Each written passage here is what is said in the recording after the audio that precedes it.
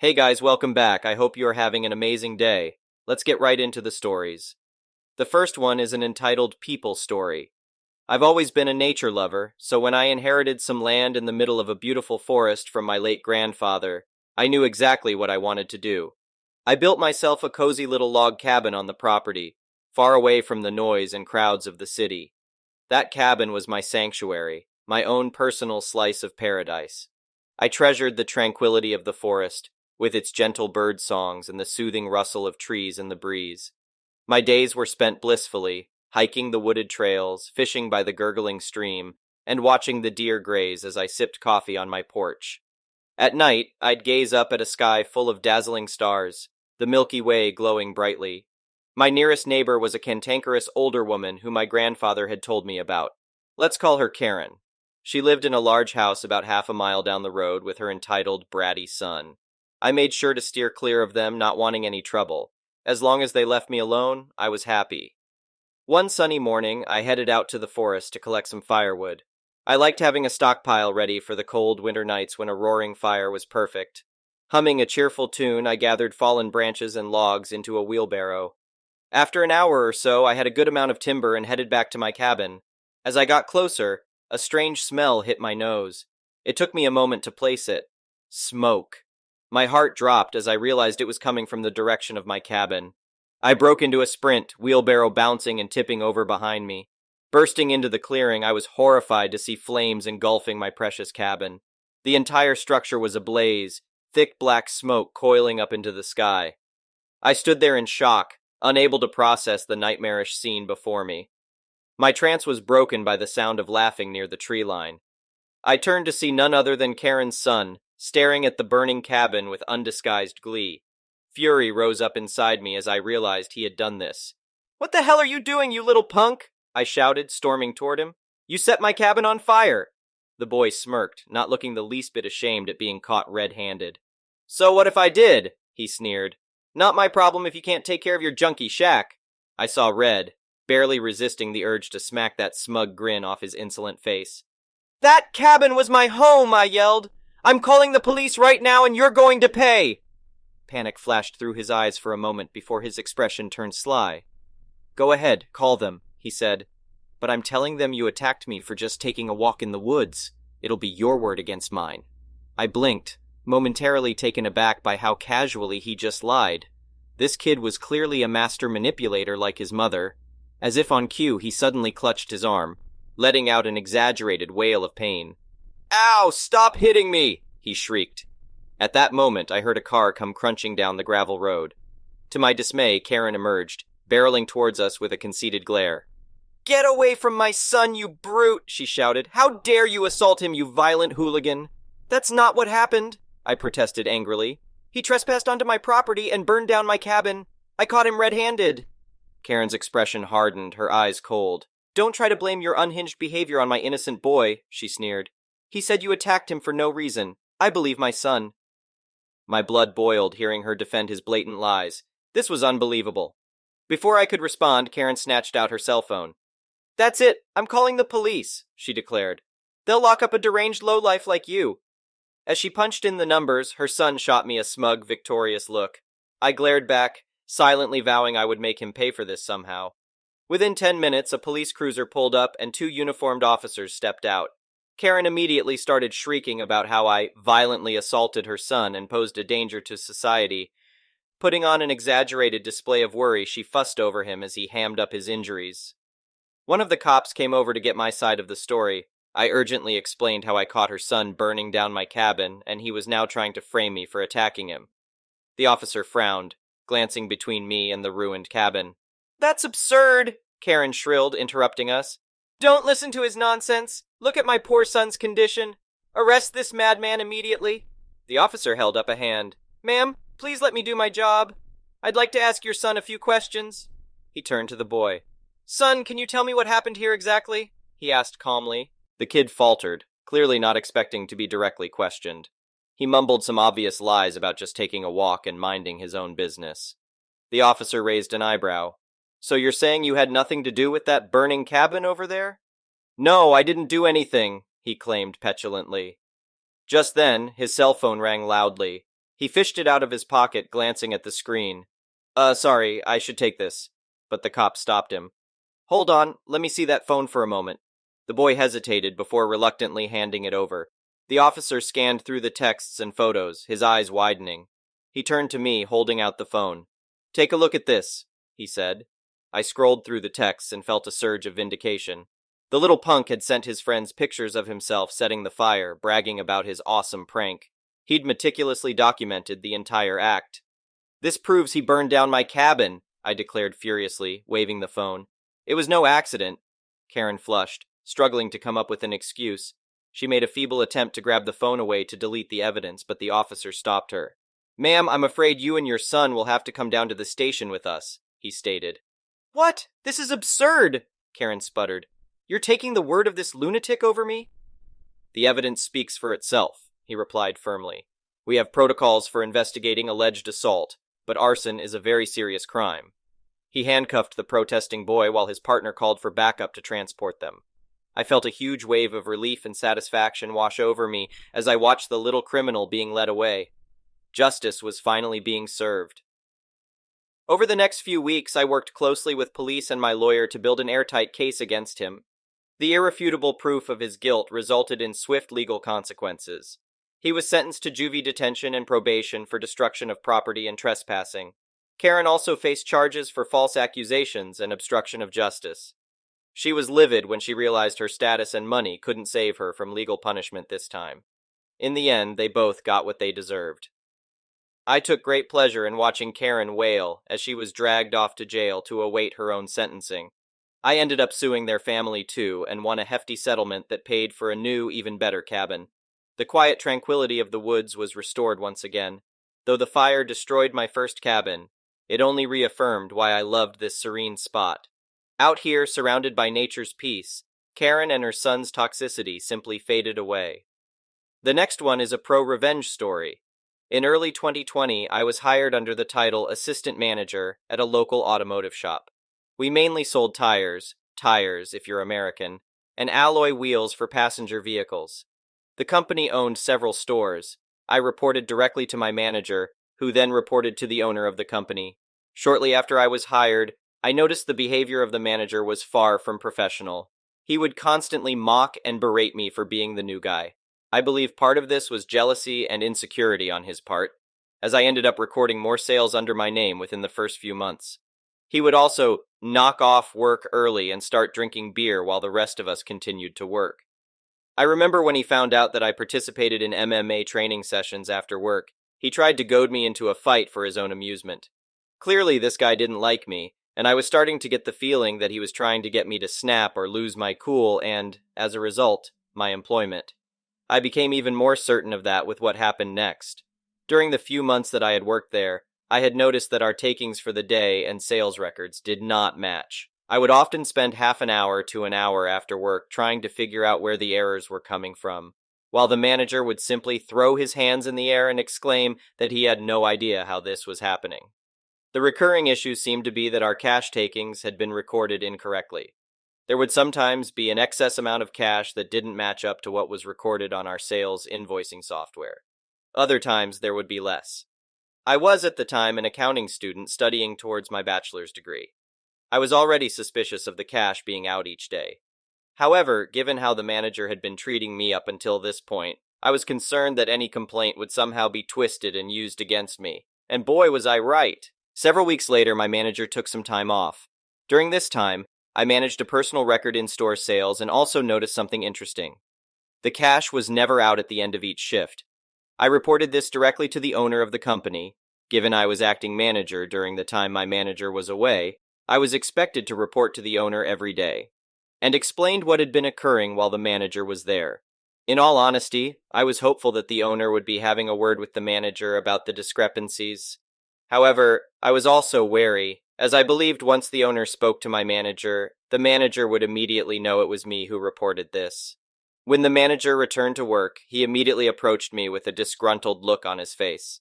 I've spoken with the owner. You tried to blame me for the discrepancies? You should focus on doing your job properly, then this wouldn't happen. I was quite taken aback by how angry he was, though I wasn't surprised that he twisted it and tried to place blame on me. Given his reaction, I'm even more suspicious at this point. He wants me to do my job properly, eh? Malicious compliance ensues. That same week I got to work. I started paying attention to what customers were paying when they were dealing with my manager. Behind his back, I began examining all of his sale transactions and invoices with a fine-tooth comb. As the days rolled by, I started to find evidence of his dishonesty. When it came to a few cash sales, my manager was doing the following. Example would tell the customer the price is $200 if he pays cash, would discount the price by $50 in the sale and invoicing software, would put the extra cash into the till and record a $150 cash sale. Before we did the cash up at the end of the day, he would sneakily pocket this extra cash while no one was around. Though he was very foolish, as he clearly couldn't remember the exact amount he had swindled. Hence why the cash would be up some days, didn't swindle enough, or the cash would be down, swindled too much. I took screenshots of the discounts he had been giving on sales and sent them to the business owner, along with a report with a detailed description of my findings. The report also showed that on all days he wasn't there for the cash count. There was no variance. When he was there, well, the owner was infuriated. This man had been his trusted employee for years. The owner was so infuriated, in fact, that he ordered my manager to do a mandatory drug test, pee in a cup style, on the same day he found out. And no surprises, he failed. Turns out the manager had quite the meth habit.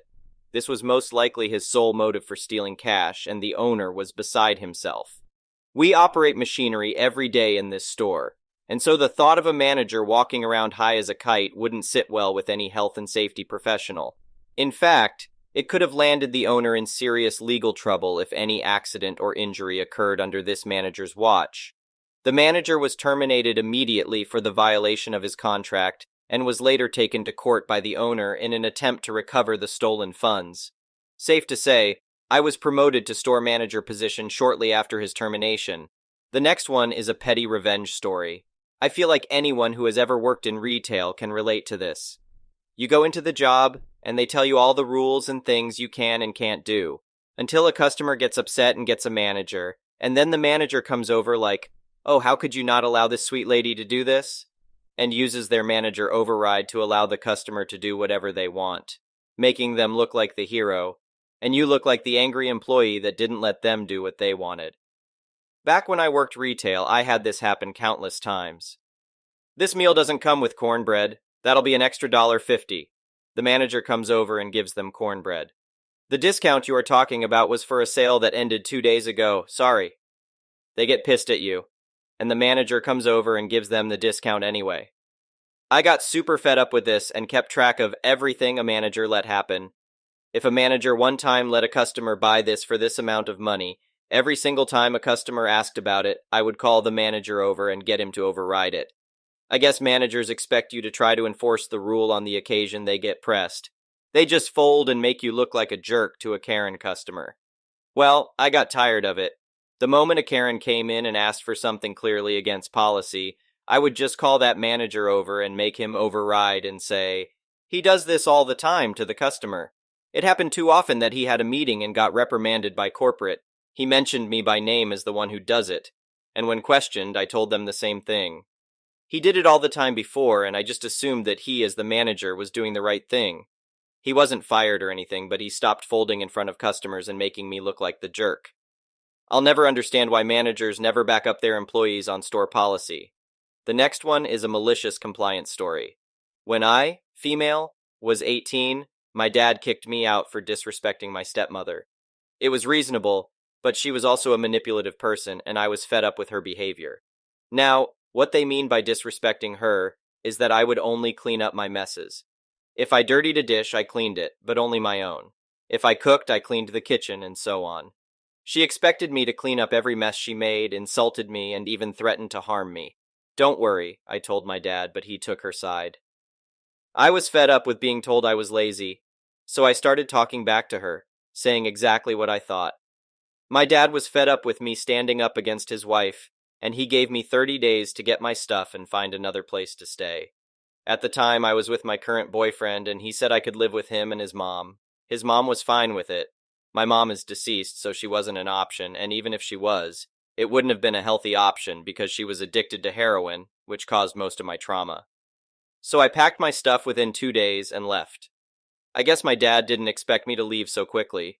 When I came back to get the rest of my stuff, he told me I could stay as long as I respected the rules and owners of the house.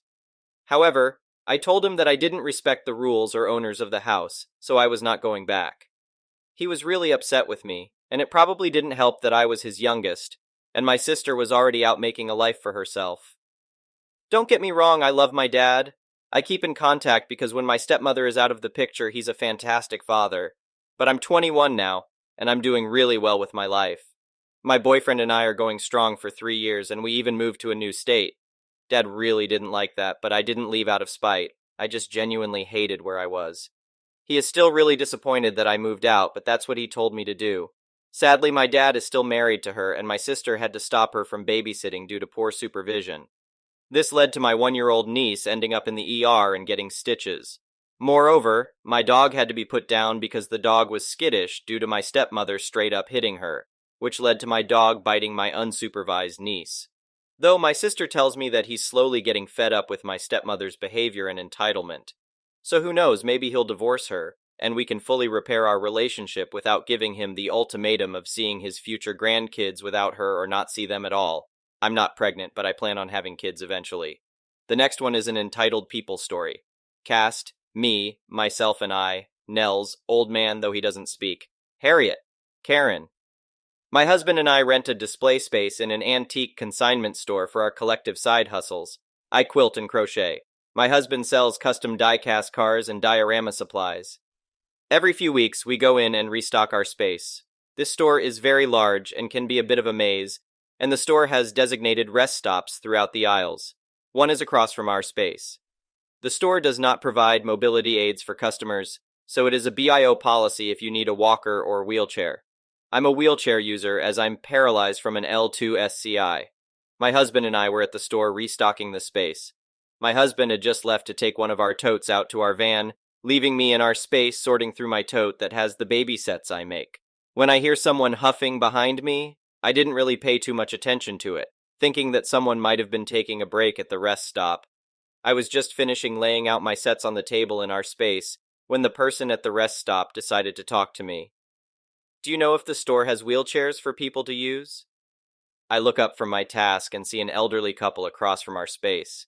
The old man is standing next to the bench looking kinda annoyed, while the woman has flopped on the bench in an I can't take another step kinda way. I honestly was concerned that she might be having a medical issue as she was rather plump. Are you okay? I ask, about to tell her or her partner to use the phone above the bench to reach the staff desk for help.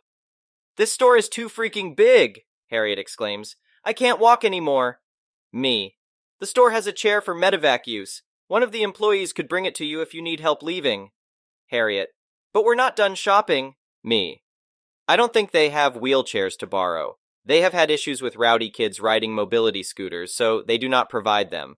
But if you use the phone above you, you can ask a staff member. Just dial 1 and it will connect you to the staff desk.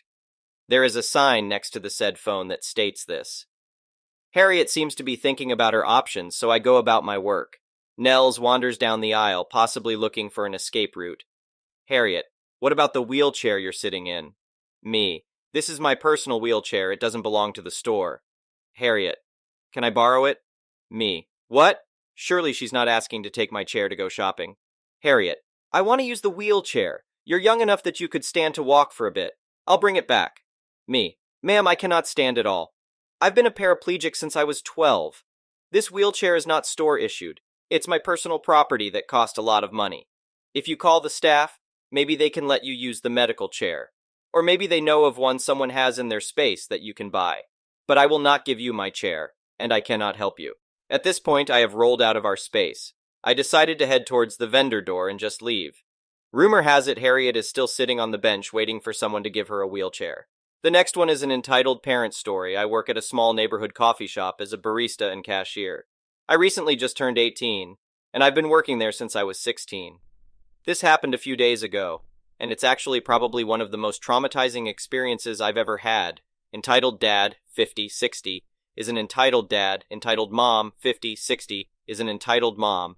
And S, 18, 22 is their son. Setting the story, we just opened, and I was waiting at the counter when entitled Dad, entitled Mom, and S came in. Everything was normal. They ordered 3 hot chocolates, which is about $15 USD. This is when it got a little crazy. Entitled Dad. $15 for 3 hot cocos? Is this a joke? There's no senior discount? Me. No, sir, I'm very sorry, but we are too small to get a senior discount. $5 for a large cocoa is reasonable. I haven't made the drinks yet, so if you want smalls instead, it'll be $8. I gave Entitled Dad and Entitled Mom a warm smile while they looked mad. Entitled Mom burst into a fit. Entitled Mom, this is disrespectful to elders. Her voice was insanely stern. I have PTSD, so I flinched at this. At least give us free small cocos. I was visibly shaking, but I was still kind. Me. We can't give you free drinks, I'm very sorry. S. I can pay the $15, it's fine. Entitled Mom. No, we're treating you. Entitled Dad. Give us the free drinks or you're fired. I have absolutely no idea how to deal with yelling, so I teared up, but I kept being nice. Me. I said I can't, please don't yell at me. Entitled Mom. This is disrespectful, where is your manager? Me, fully crying but still smiling. He's not working today. S. You're upsetting them, just let me pay. S pushes the parents out of the way, pays $15, and I make the drinks. S. Thank you, I'm so sorry about this. Me, still crying, but not as bad. It's fine, have a good day. Entitled Dad and Entitled Mom gave me a glare as the 3 left. Thank you for watching. I would really appreciate it if you could like the video and subscribe to our channel if you haven't already. We'll see you again tomorrow.